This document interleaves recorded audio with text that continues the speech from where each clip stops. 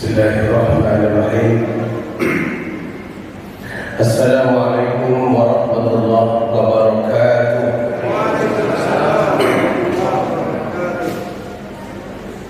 Alhamdulillah hamdan syakirin, salatan wa salaman ala khairil mursalin, sayyidina wa maulana Muhammad wa ala alihi wa sahbihi ajma'in. Subhanaka la ilma lana illa ma 'allamtana innaka antal alimul hakim. Puji syukur kita sampaikan kepada Allah dan mengucapkan alhamdulillah. Sampai detik ini Allah masih perkenankan kita hadir, menunaikan salat maghrib berjamaah, meramaikan masjid ini dengan berbagai macam amal ibadah. Mudah-mudahan apa yang dikatakan Allah yang selalu tertulis di masjid-masjid, innama ya'muru masajidallah man amana billahi wal yawmil akhir, yang akan datang meramaikan rumah Allah itu adalah orang yang beriman kepada Allah, beriman kepada hari akhir.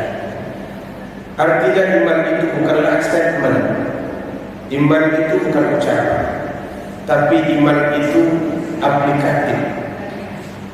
Prakteknya bagaimana? Maka kata Allah dalam ayat itu, orang kalau betul imannya, maka dia akan senantiasa menjadikan masjid sebagai tempat bermain dan duduk-duduknya. Mudah-mudahan apa yang kita lakukan malam ini menjadi amal ibadah bagi kita. Amin ya rabbal alamin. Salawat serta salam kepada baginda Rasulullah. Allahumma salli ala sayyidina Muhammad wa ala alihi wa sahbihi ajma'in. Hadirin yang dirahmati Allah Subhanahu wa taala.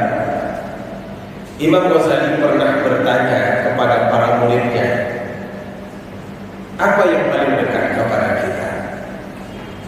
Murid-muridnya menjawab, keluarga, anak, ayah, ibu. Lalu beliau kemudian menafikan, bukan itu yang paling dekat kepada kita. Yang paling dekat kepada kita itu, kata Imam Ghazali, adalah mati. Anak boleh terpisah dari kita, istri pun kadang-kadang kita tinggalkan. Ada jarak antara kita dengan ayah ibu, tetapi dengan kematian hampir-hampir kita tidak bicara. Dia ikut bersama kita kemanapun kita pergi dan dalam situasi apapun kita berada. Maka kalau hari ini membuat kita merasa sangat risau apabila setiap waktu masuk ke dalam Android kita, ke dalam Facebook, ke dalam WA, orang-orang yang wafat satu demi satu diambil oleh Allah, dari orang yang paling jauh sampai orang yang terdekat kepada kita. Dan rasa-rasanya mati itu berkeliling kita saja. Khawatirnya kita, ini sepertinya setelah ini giliran kita. Ya saya tidak tahu maksud saya ini siapa, apakah saya atau bapak-bapak. Siapa saja boleh, karena Allah sepertinya tidak memberi tanda pada hari ini. Nah anehnya, justru kematian ini banyak pula dilalaikan oleh manusia. Kehidupan dunia yang gemerlap, target hidup yang begitu banyak, itu kadang-kadang membuat kita seolah-olah takkan mati. Seperti kematian itu amat jauh. Padahal hari ini kalau kita lihat, Allah yang mati itu bukan hanya orang-orang tua, orang-orang yang masih potensial, orang-orang yang masih produktif, orang-orang yang kelihatan kuat, sehat, berolahraga. Sama seperti kelapa yang jatuh itu bukan hanya sekedar yang tua, tetapi juga tumbangnya. Nah hadirin yang dirahmati, bagaimana supaya kita bisa selalu ingat dengan mati ini sehingga kita bersiap? Ini yang akan kita bahas pada malam ini. Ini memang pengajiannya sedikit agak menakutkan, tapi tidak apa-apa. Mudah-mudahan apa yang dikatakan Rasul, takut kita di sini, nyaman kita di hari akhirat. Karena kata Rasulullah dalam sebuah hadis qudsi, man khafani fid dunya amantuhu yaumal qiyamah. Orang yang merasa takut kepadaku di dunia nanti dia di hari akhirat. Tapi orang yang merasa aman saja denganku di dunia, tidak ada beban, tidak ada dorongan sama sekali, seolah-olah hidup itu senang begitu saja. Akhaftuhu yaumal qiyamah, maka nanti di hari kiamat aku takutkan dia. Dan takut di hari kiamat itu itulah takut yang sebenarnya. Karena kita tidak punya tempat minta tolong, tidak punya tempat berdiskusi. Kalau kita takut di dunia, insya Allah masih banyak orang yang bisa membantu. Sebut sajalah apa masalah kita. Sakit kita dokter banyak, kurang uang kita masih bisa pinjam. Itu di dalam web anu kita selalu masuk. Kami menawarkan pinjaman dengan bunga rendah, cukup menggadaikan harga diri Anda. Insya Allah cair dalam 15 menit. Semua serba mudah. Tapi di hari akhirat itu yaumul la yanfa'u malun wala banun. Di situ harta benda anak yang terdekat la yanfa', tidak dapat kita gunakan. Betul-betul kita ketika itu hanya berhadapan dengan Allah itu sendiri. Maka tidak ada di situ istilahnya menuai berjamaah. Kalau membuat jahat berjamaah banyak di atas dunia ini. Sepakat buat kejahatan rame-rame ada, tapi giliran pertanggungjawaban sendiri-sendiri. Nah hadirin, kalau kita ingat selalu dengan mati, tentu akan matang persiapan. Pernah kita sampaikan dulu, Nabi menyebut orang yang paling bagus persiapannya menghadapi mati, itulah orang cerdas. Karena dia tahu bahwa dia akan pergi. Sebenarnya semua orang tahu bahwa dia akan mati, hanya sebahagian lalai, sebahagian lagi serius. Nah kita kan berharap supaya tetap menjadi orang yang serius. Jadi pembahasan kita ma'yudakirul maut, apa yang bisa mengingatkan kita selalu akan kematian itu, wal akhirah, begitu juga mengingat akhirat, wa yuzahidu fid dunya, dan apa yang membuat kita menjadi zuhud di dunia. Zuhud ini ibu bapak, orang dulu banyak memahami meninggalkan dunia ini serta-merta, hingga mengambil sesuatu yang paling jelek dari kehidupan ini. Itu kata sebahagian orang.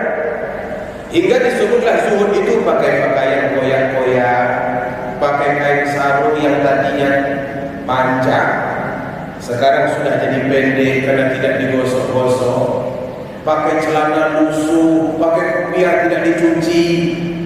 Bukan itu yang zuhud itu. Tapi yang zuhud itu meninggalkan sesuatu yang tidak akan bermanfaat nanti di hari akhirat. Itu kata Imam Ibnu Taimiyah. Selama semuanya bermanfaat, maka itu artinya zuhud, karena orientasinya orientasi akhirat. Nah hadirin yang dirahmati, apa yang bisa membantu kita untuk mengingatkan kematian itu? Dalam sebuah hadis yang diriwayatkan oleh Imam Muslim dari Abu Hurairah, beliau berkata, salah satu di antaranya adalah zara kubra, berziarah ke kuburan. Zara Nabi sallallahu alaihi wasallam kubra ummi. Nabi sallallahu alaihi wasallam pernah berziarah ke kuburan ibunya di Abwa. Posisinya agak jauh juga dari kota Madinah. Karena ketika itu Nabi berziarah ke Madinah melihat makam ayahnya, karena beliau lahir anak yatim. Dalam beberapa catatan sejarah, baru 3 bulan beliau dikandung oleh Aminah. Ayahnya sudah meninggal dunia dalam perjalanan perdagangan ke Syam. Begitu sampai di Madinah dia sakit keras dan meninggal di Madinah. Nah waktu itulah Nabi SAW pergi ke Madinah bersama ibunya. Tapi saat pulang ke Mekah, ibunya sakit di Abwa. Semakin lama semakin berat, akhirnya wafat di Abwa itu. Nah ketika itulah Nabi, di dalam hadis ini diceritakan, setelah beliau diangkat menjadi Rasul, dia pergi berziarah ke makam ibunya itu. Fabaka, lalu Nabi menangis. Maka kalau ada orang katanya tak boleh menangis di atas kuburan, berarti dia harus luruskan Nabi. Kenapa Nabi menangis? Fabaka, maka Nabi menangis. Wa abka man hawla, dan menangis pula orang yang berada di sekitar beliau. Sahabat-sahabat yang ikut bersama berziarah dengan Nabi ikut juga menangis ketika itu. Lalu kemudian Nabi berkata, Ista'dzantu rabbi an astaghfira laha. Aku minta izin kepada Allah supaya aku dibolehkan beristighfar untuknya. Maksudnya ibunya. Karena ibu Nabi itu wafat sebelum Nabi diangkat menjadi Rasul. Nabi diangkat menjadi Rasul itu umur 40 tahun. Sementara ibunya wafat itu umur 6 tahun. Artinya jarak antara ibunya wafat dengan diangkatnya Nabi menjadi Rasul itu 34 tahun. 34 tahun setelah ibunya meninggal baru Islam diperkenalkan. Artinya ibunya tidak mati dalam Islam. Dia wafat sebelum Islam. Nah kodenya kalau wafat sebelum Islam itu kan berarti berada di luar Islam. Soal apakah dia masuk neraka atau tidak itu bukan urusan kita. Serahkan saja nanti kepada Allah. Yang mustahil juga seorang ibu melahirkan Nabi lalu kemudian masuk neraka. Walaupun ada yang mengatakan seperti itu, nanti kita sama-sama kita lihat. Pembahasan kita tidak ini. Lalu Allah tidak mengizinkan Nabi beristighfar untuk ibunya karena dia tidak berada di dalam Islam. Wasta'dzantuhu fi an azura qabraha. Lalu kata Nabi, aku minta izin kepada Allah, kalau begitu ya Allah izinkan aku berziarah kuburnya saja. Kalau memang aku tak boleh mohon ampun untuknya karena dia tidak di dalam Islam, izinkan aku ya Allah untuk berziarah ke kuburannya. Itu minta Nabi kepada Allah Ta'ala. Fa'adzana li, maka Allah izinkan beliau untuk berziarah ke kuburan ibunya. Lalu kemudian setelah itu Nabi berkata kepada para sahabat, fazuru al-kubra, berziarahlah kalian ke kuburan, fa innaha tudzakkirul maut, karena sesungguhnya berziarah ke kuburan itu akan mengingatkan kalian kepada mati. Semakin sering kita melihat orang-orang yang dulu hidup, sekarang mereka sudah disemayamkan, semakin ingat kita kepada mati. Apalagi kalau sekarang di tempat kita ada tanda, ada juga bacaan, ada orang yang pernah kita kenal tertulis namanya dengan jelas. Ini si fulan mati hari Isnin yang lalu. Ini si fulan mati 2 tahun yang lalu. Nah pastinya ini tempat akan kita jelang bersama. Hanya ada yang duluan, ada yang kemudian. Nah kita ini mungkin masuk golongan kemudian yang belum duluan, tapi pasti kita akan ke sana juga. Karena kata Allah sudah menjadi hukum alam, tak bisa kita tolak. Kullu nafsin za'iqatul maut. Bapak Ibu sudah tidak kuat berbicara karena pembahasan ini terlalu berat. Apakah ini menakutkan? Saya katakan sesuatu. Kalau takut ke polisi karena ada razia, carilah jalan tikus supaya jangan kena denda. Tapi kalau takut kepada mati, berpaculah menuju masjid. Karena dengan begitu mati semakin dekat kepada mati yang lain. Jangan lari. Kalau lari, mati itu akan tetap menjumpai kita. Walau kuntum fi burujin musyayyada, kan itu kata. Sekalipun kalian berada di dalam benteng yang kokoh bersembunyi, mati itu akan tetap sampai. Maka kata Allah, mati yang kalian sangat takut itu juga kalian lari daripadanya, ulaqikum, akan bertemu dengan kalian. Di mana pun kalian berada, akan bertemu. Oleh karena itu, mengingat mati dengan cara berziarah kubur ini adalah sesuatu yang sangat efektif. Silahkan kita berziarah sebanyak mungkin. Karena dengan begitu akan mengingatkan kita kepada hal yang akan kita jelaskan ke depan. Hadirin yang dirahmati Allah Subhanahu wa taala, hingga satu kali Nabi pernah berkata lagi, "Kuntu nahaitukum an ziyaratil qubri." Dulu kata Nabi, aku larang kalian berziarah kubur. Pernah Nabi mengucapkan bahwa Allah melaknat, Nabi melaknat orang yang berziarah kubur. Karena memang di masa jahiliyah itu semua tempat-tempat yang dirasa perlu dimuliakan itu disembah. Jangankan kuburan yang ada manusia di bawah, batu saja yang tidak ada asal-usulnya mereka sembah. Padahal cuma ukiran-ukiran sedikit itu dibuat mata, dibuat hidung, dibuat telinga. Mereka sembah. Betul-betul ketika itu imannya itu sangat lapik. Apa saja bisa manusia sembah. Termasuk di antaranya kuburan ini. Kalau ada kuburan yang diabadikan, yang dimuliakan, mereka sembah. jangan berziarah kubur karena berbahaya bagi iman. Tetapi setelah Islam menjadi kuat, orang-orang yang sudah mengerti dengan keimanan, muncullah kalimat ini, kuntu nahaitukum an ziyaratil kubri, dulu aku larang kalian berziarah kubur, fazuruha. Sekarang kata Nabi, berziarah, datanglah ke sana. Fa innaha tuzahidu fid dunya wa tudzakkirul maut.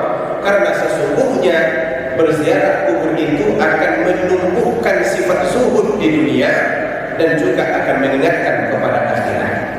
Kalau kita selalu nampak orang mati, ingat akan mati, maka kita tidak terlalu gila-gila dengan dunia. Masalahnya manusia gila dengan dunia ini karena tidak ingat mati, Bapak. Kalau sudah tidak ingat mati, semuanya rasa-rasanya mau ditelan, semuanya rasa-rasa mau dicapai.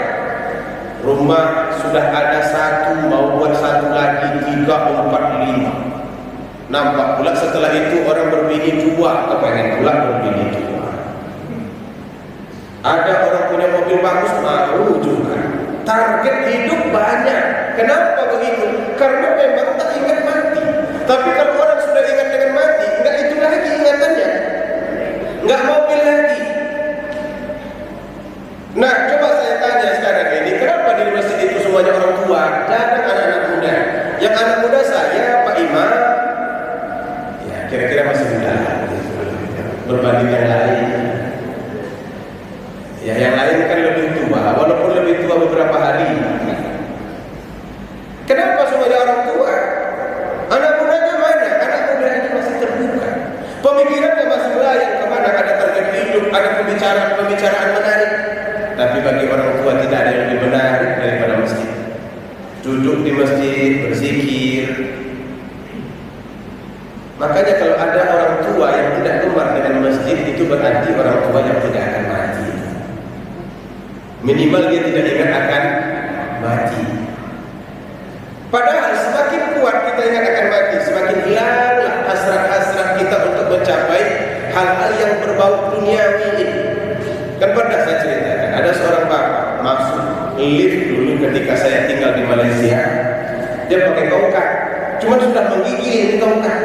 Bukan hanya lututnya saja yang menggigil, tongkatnya pun ikut menggigil juga. Karena semua pegangan itu menggigil. Orang kalau sudah menggigil itu karena sudah tua benar itu. Dan mudah-mudahan itu sebentar lagi innalillahi wa inna ilaihi raji'un. Waktu itu di Malaysia baru keluar mobil baru, namanya apa namanya itu? Saga itu sudah lama.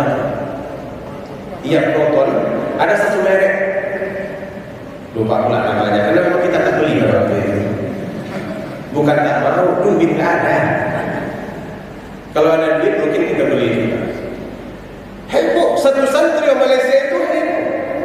Proton akan mengeluarkan produk baru, desainnya bagus, mengalah seimbang dengan mobil-mobil impor. Tapi dia ketika masuk lift itu, saya tanya, perlu saya bantu Pak Haji? Tak payah, katanya begitu. Saya boleh masuk seorang. Hari ini kita masuk lift, besok masuk kubur. Kalau kita bercerita tentang Proton ke dia, nggak nyambung lagi nih. Pak Haji mau beli Proton, bukan itu yang diingatnya. Ini kira-kira masuk kubur kapan nih? Kalau begini, semakin hari dia akan memperpendek pemikiran kita terhadap hal-hal yang berbau dunia. Karena itu manusia-manusia yang terlalu gemerlap dunia masuk ke kepalanya, eloknya disuruh dia berziarah kubur sebenarnya. Bawalah berziarah kubur, maka nanti akan muncul rasa takut. Oh, ini simpulan. Apalagi sekarang ini Allah Akbar. Mudah-mudahan kita dipanjangkan usia oleh Allah Taala, dilindungi kita dari bahaya. Begitu saya akan menaiki mimbar, sebelum mulai ceramah sempat pula menengok Facebook. Ada foto di situ yang saya kenal. Dia ini jemaah umroh dulu ketika masih aktif di travel. Karena memang masih muda, saya selalu rencananya mau membuat satu caption, makin ganteng aja. Rencananya itu, tapi karena sudah mau komat, saya tutup. Saya pun masuk ke dalam masjid. Waktu itu saya di masjid. Selesai ceramah, saya masih ingin lagi melihat foto itu. Mau menyambung kalimat tadi, tambah ganteng aja. Cuma ditarik captionnya ke bawah, ditarik ke bawah, ditengok kok ada innalillah. Saya tidak begitu percaya bahwa dia ini yang dikatakan innalillah itu. Ditengok lagi komentar banyak, siapa yang meninggal ini? Ternyata memang beliau. Saya tanya, apakah memang benar beliau? Benar. Kapan jam 6 tadi? Saya pikir dia jauh lebih muda dari saya. Apa penyakitnya? Nggak tahu. Rata-rata sekarang nggak tahu. Hanya sebab-sebab sakit perut sedikit, pusing sedikit, orang sudah innalillah. Begitu dekatnya mati itu kepada kita. Maka kalau kita umpamanya lalai dalam menyambut sesuatu yang sudah pasti, itu betapa ruginya dan berbahayanya kita. Sebab itulah kata Nabi SAW, berziarahlah karena itu akan menimbulkan zuhud di dunia. Angan-angan akan semakin pendek, tak terlalu panjang. Tapi kalau tak pernah ingat akan mati, tuan-tuan, angan-angan panjang. Sekarang masih 2021, pikiran sudah sampai 2025, 2024. 2024. Nggak tahu untuk satu kematian itu cuma butuh 3 detik. Nggak perlu 3 tahun, 4 tahun, 3 detik selesai oleh malaikat itu. Ini masih jauh. 2024 pemikiran sudah kita menang, kita menang, kita menang. Allahu Akbar. Ini manusia yang betul-betul terlalu kuat hayalannya ke depan. Tak ingat akan mati. Begitu juga berziarah kubur itu tudzakirul akhirah, akan mengingatkan kita kepada akhirat. Ini sudah tentu. Kalau sudah zuhud di dunia, pasti akhirat akan teringat. Dan kunci kedua-duanya ini kata Nabi, ingatlah akan mati. Mengingat mati itu salah satunya adalah dengan berziarah ke kuburan. Maka oleh karena itu ziaratul qabr, ziaratul kuburi lirijal muttafaq alaihi dan ulama. Boleh bagi semua laki-laki berziarah kubur tanpa ada perbedaan pendapat di kalangan para ulama. Lalu bagaimana dengan wanita? Adapun wanita mukhtalafun fi, itu ada perbedaan. Karena wanita ini sedikit selalu menjadi bahan perhatian. Agama kita tidak mau wanita itu menjadi bahan eksploitasi. Apalagi sekarang kalau modelnya ada yang mati, itu kekuburannya itu sudah pakai pakaian hitam begini, pakai lagi jilbab hitam, kadang-kadang nggak jilbab pula, jadi sini apa namanya biru, nggak dipakaikan. Jambul ini nampak saja keluar, cuma tutup sedikit. Pakai kacamata hitam, lipstik tebal, pakai payung satu, dan tidak ketinggalan sapu tangan. Benar yang saya sebut apa benar? Kan begitu kita lihat dalam TV. Orang yang hadir itu bukan nengok orang mati, nengok orang yang ngelap-ngelap hidung. Yang mati itu sudah pergi ke masa depan ini. Maka sering jadi fitnah. Karena itu di dalam agama rupanya itu sudah diatur. Agama kita 1400 tahun yang lalu ini sudah memprediksi ini bakal terjadi di begini. Orang-orang akan menjadikan momen ziarah kubur itu untuk niat yang macam-macam. Ada memang yang niatnya berziarah, ada juga yang niatnya hanya sekedar bertemu, dan tidak jarang niatnya itu muncul seketika untuk hal-hal yang lain, termasuklah untuk melihat. Maka oleh karena itu, amma syarab, adapun wanita-wanita yang masih muda, faharamun alaihinna al-khuruj, maka haram baginya keluar bersama kaum laki-laki walaupun menuju tempat pemakaman. Jika di situ ada kaum laki-laki, maka wanita-wanita yang muda eloknya jangan pergi. Kalau kalimatnya di sini lebih dahsyat lagi, haram katanya. Haram itu kan berarti jangan keluar, begitu tak boleh. Apa sebab fitnah banyak? Nah ini akan bertentangan dengan pembicaraan kita. Waduh Ustaz, tapi Ustaz ini kan perpisahan terakhir dengan orang tuanya. Bagaimana bisa? Dia ingin juga menengok ibunya dimasukkan, ingin juga menengok makam yang terakhir dan lain-lain sebagainya. Ziarah tidak dilarang. Yang dilarang itu adalah berkumpul-kumpul bersama di tempat itu bersama kaum laki-laki. Itu tidak dibolehkan untuk kaum wanita yang masih muda. Wa ammal qawaid, Bagaimana kalau yang sudah tua, kamu maka itu silahkan. Ibu-ibu yang sudah sangat baya, ibu-ibu yang sudah tua itu dibolehkan. Karena rasa-rasanya tidak lagi akan menimbulkan fitnah. Entahlah kalau ada atu-atu yang memang berencana cari bini pula aja dulu. Oh, itu tidak mustahil Bapak Ibu. Karena kalaupun sekarang ini ada orang muda menjanda, ada orang tua menjanda, ada orang muda menduda, ada atu-atu menduda, bisa saja. Tetapi ini kan jarang terjadi. Hukum tidak bisa diperlakukan kepada sesuatu yang jarang terjadi. Maka dibolehkan bagi yang tua-tua. Wajah dzalika li jami'ihinna idzan faradat bil khuruj 'anil rijal. Tetapi kalau sekiranya mereka pergi sendiri, artinya hanya kaum wanita saja yang pergi, itu tidak ada masalah. Mau tua, mau muda, mau cantik, tidak cantik, pergi. Tak. Artinya memang yang diantisipasi oleh agama kita adalah fitnah itu tadi, supaya jangan muncul perasaan-perasaan lain atau muncul fitnah ketika berziarah kubur itu. Kalau sudah seperti berkacamata tadi ibu bapak, yang seharusnya berziarah kubur ini renungan, nggak merenung lagi. Yang direnungkan yang di depan itu. Cantik juga namanya kalau kacamata hitam itu ya. Mestinya ini kan renungan, ada banyak di bawah, ada tempat pemakaman di sini. Tapi kalau ada sesuatu yang lebih menarik menurut mata kita, itu akan lebih melihat itu. Sebab itu dilarang di dalam agama. Jangan pergi. Hadirin yang dirahmati Allah Subhanahu wa taala. Dan sebahagian ulama mengatakan bahwa dulu pernah Nabi melaknat, tapi kemudian diberikan keringanan setelah semuanya menjadi aman. Maka oleh karena itu tata cara berziarah ini pun perlu juga diatur. Ada dorongan di sini, ada aturan yang perlu diikuti, terutama bagi kaum wanita. Bagi kaum laki-laki tidak. Yang paling baik itu adalah begitu sampai di tempat itu, ambillah i'tibar, ambillah pelajaran, ambil mau'izah. Melihat kuburan itu sudah ada orangnya di bawah, ada saudara-saudara kita di bawah, ambil mau'izah, pelajaran. Jangan seperti orang-orang sebahagian malah bercanda di atas kuburan itu. Aku Cito tidur di hotel baru nih, bercanda di atas kuburan itu. Tapi orang sekarang memang begitu.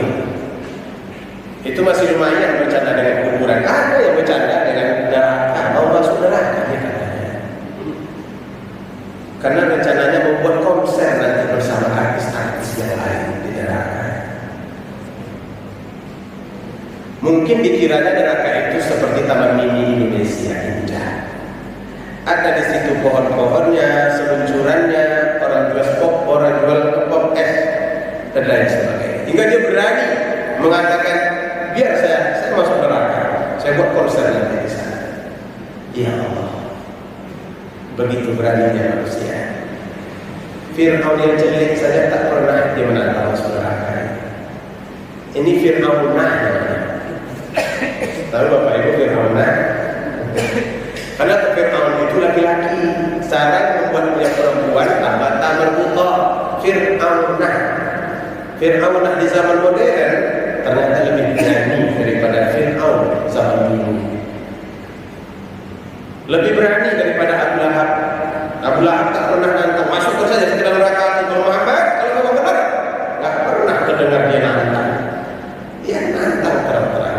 Masukkan saya ke neraka, biar saya berkonser katanya. Ya tak apa-apa lah. Sikap kita bagaimana?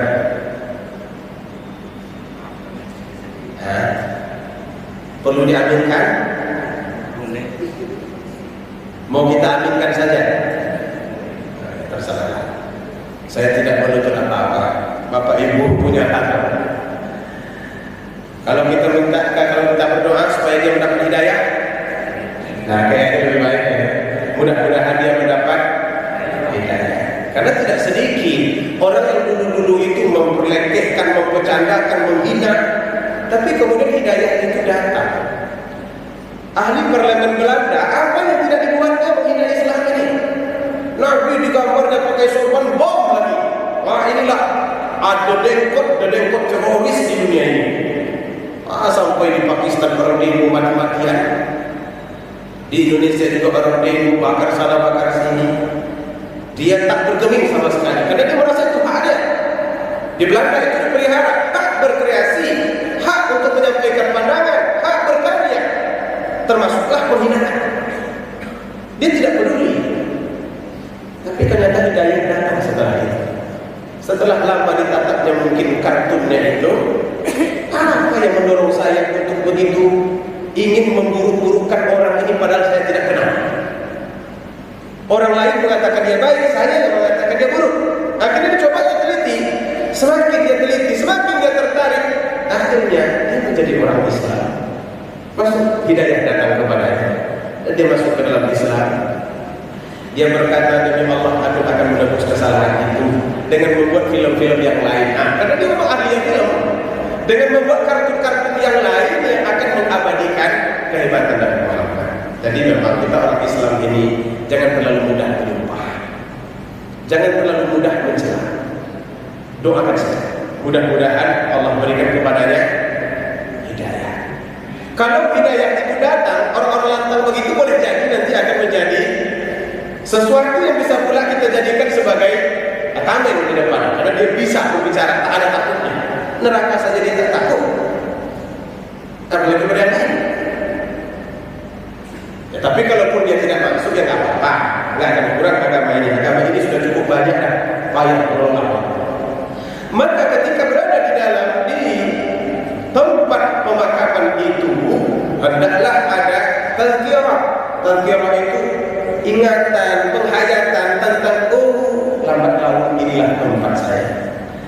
Ini pernah dilakukan oleh Imam Ali bin Abi Thalib. Annahu kharaja ila al-maqbarah, bahwa dia keluar ke tempat pemakaman umum. Falamma asyrafa 'alaiha qala, ketika dia berada di atasnya, dia berkata, ya ahlal kubur, akhbiruna ankum aw nukhbirukum amma khabarun min qibalina. Wahai ahli kubur, coba ceritakan kepada kami apa yang kalian lalui, apa yang kalian temukan, dan kami akan menceritakan pula apa yang sedang kami lalui. Adapun yang sudah kami lalui, kata Imam Ali, falmal qad tasama, harta benda dulu yang kalian tinggalkan sudah dibagi-bagi. Dulu waktu meninggal berapa banyak? 3 miliar. Sudah dibagi-bagi. Sudah lama. Sudah ada yang dibelikan ke ruko. Sudah ada yang dibelikan ke mobil. Mobil itu sekarang sudah berlalu 8 tahun dan bergonta-ganti plat sudah. Bergonta-ganti pula pemiliknya. Dulu kalian kumpulkan harta benda itu, sekarang sudah habis dibagi. Bahkan tidak sedikit anak-anak yang sudah membaginya sejak awal-awal. Belum kita mati lagi, harta itu sudah mulai dilirik-liriknya. Ini nanti itu kami, ini itu bahaya. Begitu mati, habis. Semua yang ditinggalkan itu akan dibagi-bagi. Hadirin yang dirahmati Allah Subhanahu wa taala, maka kalau kita mau agar harta benda kita itu menjadi milik kita abadi, sedekahkan dia selagi kita masih bisa. Jangan sampai kita mati lalu kemudian berpesan, tolong sedekahkan ya. Iya, kalau anak-anak kita ingat. Kalau mereka tidak ingat, maka tidak akan sampai. Sedekahkan ia selagi kita bisa. Bisa berkata, ini untuk simpulan, ini untuk simpulan, ini berikan ke Masjid Ar-Rahim, ini bantukan ke sana, ini bantukan ke sana. Itu yang paling baik. Sekarang banyak yang buat begitu, Bapak-bapak. Orang-orang yang dulu pernah menjabat, kemudian harta bendanya banyak, anak-anak sudah mapan semua. Mereka tak butuh lagi dengan harta benda itu. Mulailah mereka membagi-baginya ketika mereka hidup. Sebahagian disedekahkan, sebahagian pula begini. Hingga masjid di pondok saya itu besar, lebih besar dari masjid kita. Ketika membangun kubahnya itu, harganya hampir 500 juta. Kita kebetulan ketika membangunnya itu berpikir dari mana kita bisa mendapat 500 juta hanya untuk kubah. Besar sekali kubah ini nih. Karena desainnya dibuat desain yang bagus. tiba-tiba datang orang bertanya berapa biaya kubah ini. Setelah dicek-cek ya dalam 500 sampai 600 juta. Apa katanya? Tak apa, biar saya yang buat sendiri. Sendiri Bapak Ibu. Kalau masuk ke 500 juta itu ke keranjang itu penuh. Sendiri.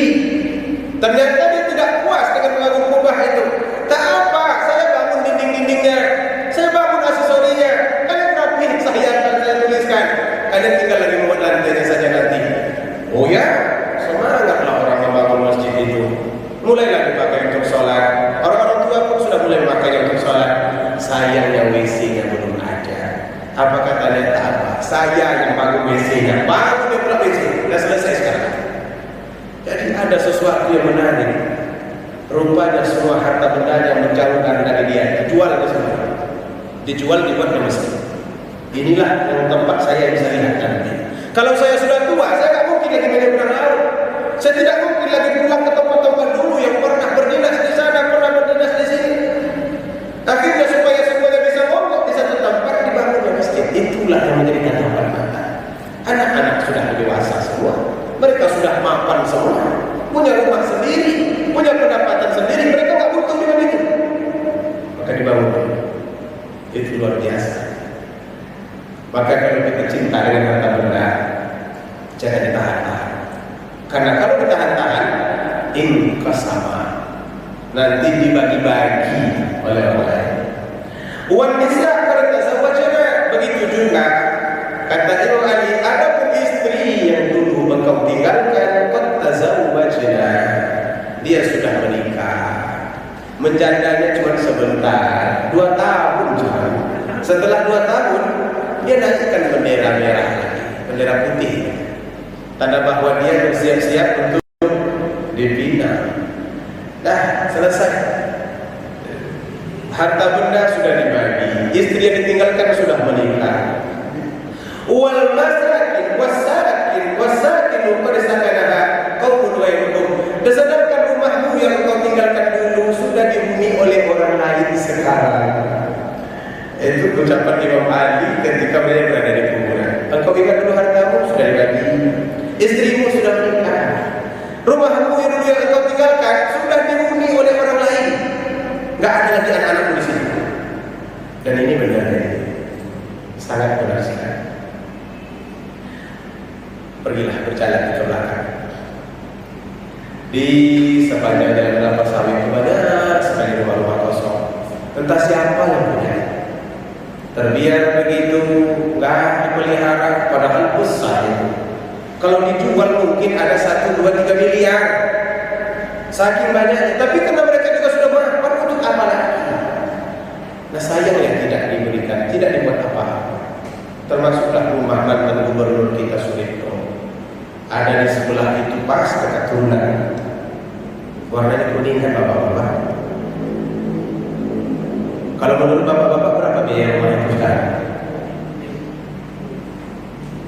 Ada 12 miliar. Boleh jadi beliau ketika membangunnya dulu khayalan begitu banyak, keinginan begitu banyak. Ya bagus, boleh jadi ini tempat istirahat, ini ruang pertemuan dengan para eselon-eselon, ini ruang tamu dari kampung, ini dapur, ini tempat bersantai-santai sore hari, lengkap rumah itu. Tapi setelah rumah itu jadi, beliau pun dipanggil Allah untuk tidur di rumah yang lebih kecil, lebarnya 1,2 meter. Namanya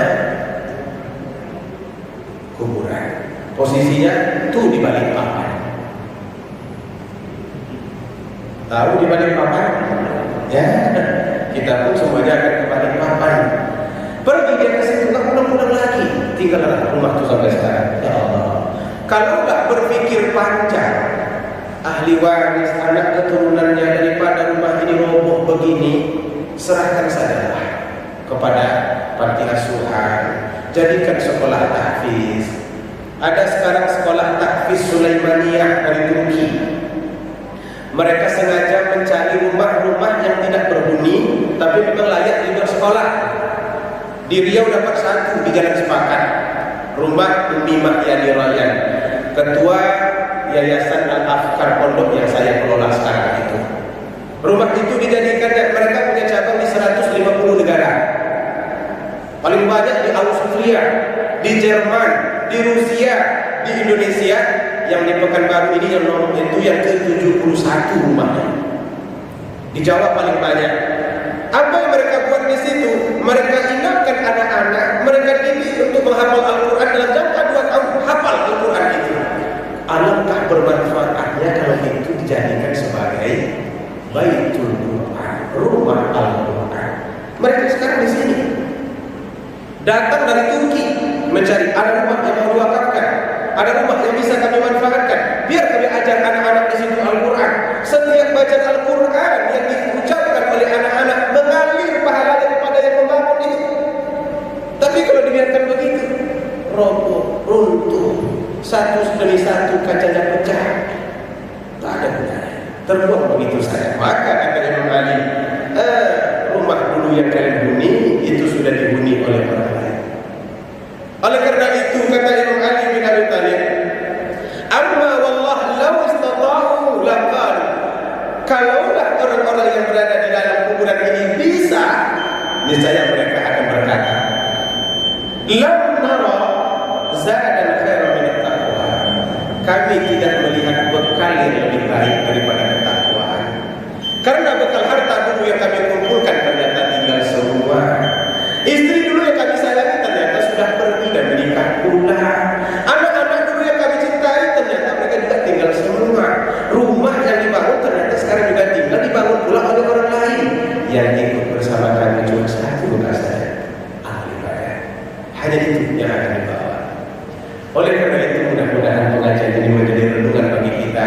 Tapi saya menengok cara pandang kita ini agak takut pula saya meneruskan ini nanti ini. Serius amat saya rasa. Betul serius ini bapaknya? Hah? Oh begitu. Seru. Seru apa serius? Serius. Boleh diteruskan ini nanti? Boleh. Hadirin yang dirahmati Allah Subhanahu wa Ta'ala, apa yang harus kita lakukan agar hati kita bisa lebih baik dalam menerima, mudah untuk mengingat nanti itu? Maka ulama kita berkata sedikit, laisa lil qulub anfa' min ziyaratil kubur. Tidak ada sesuatu yang lebih bermanfaat bagi hati kecuali berziarah kubur. Khassatan in kanat qasiyah, khususnya kalau hati itu adalah hati yang keras. Nah, seperti apa hati yang keras itu? Hati yang keras itu sulit dibawa beramal, sulit ditunjukkan, susah menerima nasihat. Seperti orang Yahudi itu kebanyakan hatinya keras. Apapun kata Nabi yang enggak diterimanya. Nabi Musa sudah begitu jelas berkata, innallaha ya'murukum an tadhbahu baqarah, enggak mau. Ditanya warnanya apa? Warnanya kuning, belum juga. Innal baqarah tashabaha alaina, enggak jelas ini Musa apa sih? Lembunya dia mana? Itu yang menyebabkan hati mereka keras. Jadi orang keras-keras hati begini, obatnya bisa seperti ini. Pertama, al-iqla' amma hiya alaihi bi huduri majalisil ilm. Hadirlah dalam majelis ilmu. Untuk orang-orang yang hatinya keras, susah menerima nasaran, sulit menerima yang baik, hadirlah dalam majelis ilmu. Karena diingatkan terus-menerus itu besi yang berkarat saja kalau selalu diasah lama-lama tajam. Batu yang lembut kalau ditetes air lama-lama berlubang. Hati manusia memang kadang-kadang lebih keras dari batu, tapi kalau selalu disiram dengan siraman-siraman rohani, lambat laun dia akan meleleh. Hati yang keras itu akan mulai lunak. Karena itu hadir dalam majelis ilmu. Yang ini tidak perlu dilakukan lagi, karena peserta majelis ilmu di Ar-Rahim ini alhamdulillah ini sudah menjadi anggota tetap. InsyaAllah setiap minggu ketiga hari Kamis inilah anggotanya. Saya sudah kenal betul dengan penghuni tiang. Apa saya? Penghuni dinding. Jadi kalau nanti jumpa di jalan, sekali-sekali saya jemaah ustaz di Masjid Al-Habib terbayang itu. Oh, ini sahibul tiang, ini sahibul dinding. Jadilah ada yang mengingatkan kita kepada adanya kita. Tapi kalau berjumpa dia lain, enggak ingat sama sekali. Karena berdirinya dari mana-mana. Yang kedua, dzikrul mat, fa'iru min dzikril hadil ladzat. Yang mengobati hati yang keras itu adalah selalu ingat akan kematian. Nah, buatlah bagaimana supaya mati itu selalu ingat. Dan yang ketiga, musyahadatul muhtadirin, melihat orang-orang yang hampir yang berada di ambang kematian. Kalau bisa kita menyaksikannya, bisa, itu bagus. Caranya bagaimana? Nggak mungkin, Ustaz. Jarang sekali orang itu selalu kita ketahui matinya sudah selesai. Nah, pergi ke rumah sakit. Tengoklah di situ orang yang berpasang ininya semua, tak bisa ngapa-ngapain. Itu ibu bapak sudah dihambang. Nah, tengok. Maka nanti kita akan sadar, alhamdulillah ya Allah, belum lagi dipasang, masih bisa berdiri. Ini nggak bisa ngapa-ngapain. Semakin kita sering melihat hal itu, maka akan semakin lembutlah hati. Hadirin yang dirahmati Allah Subhanahu wa taala, apa yang harus kita katakan ketika kita memasuki daerah pekuburan itu, dan apakah boleh menangis di atas kuburan itu? Nanti kita bahas pada pertemuan yang akan datang, insyaallah. Kita tutup dengan membacakan